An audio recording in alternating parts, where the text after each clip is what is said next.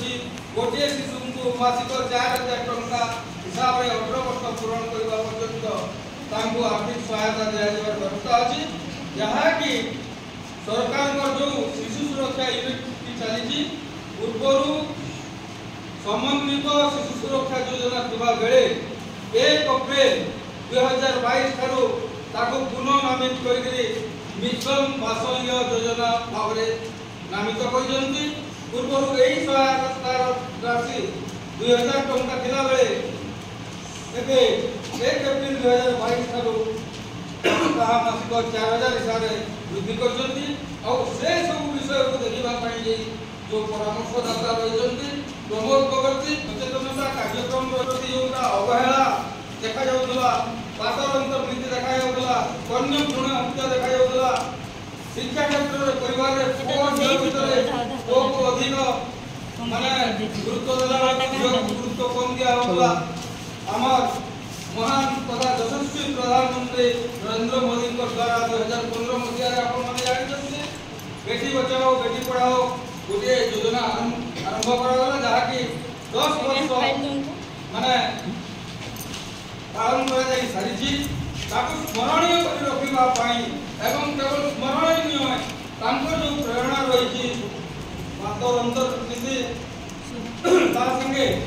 माने बाल्य विवाह झियो माने केमिति यौन निर्यातन रक्षा पाइबे प्रत्येक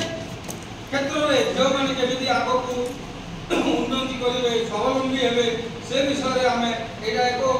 आलोचना सभा सचेतनता सभा निजको निजे पुनः बलशाली करी हमें जेहेतु हमें पढ़िबा में बढ़िबा में अर्थ देला ता बाहर भी अनेक सेवा काम करि पाबे आ जो चाइल्ड राइट बा शिशु अधिकार रही से विषय रे हमें परे आलोचना करिबा प्रमोद कुमार बगर्ती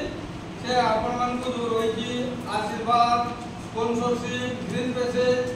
बाहर जो आईटीआई डिप्लोमा रे आपण मान तो अलग कोर्स करछन अन्य मान को जानिबा पई जो सरकार को चली गवर्नमेंट पॉलिटेक्निक गवर्नमेंट आईटीआई सेठी केमिति सुरक्षा स्कीम अछि सुकन्या समृद्धि योजना जहाँ सब झील मान सपक्ष अच्छी एवं अन्य जिनस से आपण मान सम्मुख में रखिले श्रीयुक्त प्रमोद कुमार बगर्ती तांको अनुरोध करुछि से परवर्ती कार्य को आगो बढ़ाइबे हमर प्रिंसिपल सर डायरेक्टर सर उभय एठू बाहरी जीवा पाई चाहूले से जाई पारंती किंतु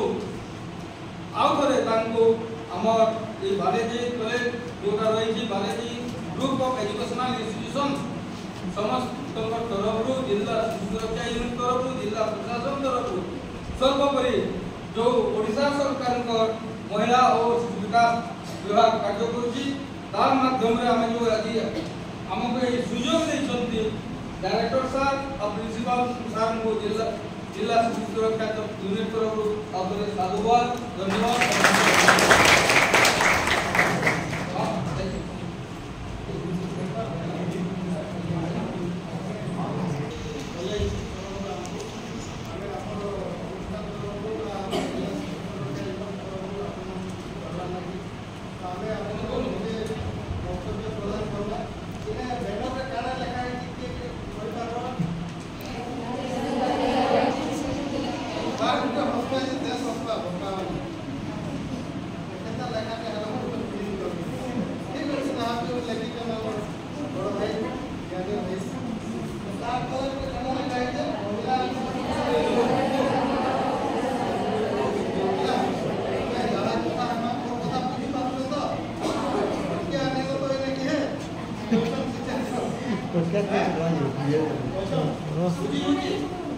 बुझी होनी बुझी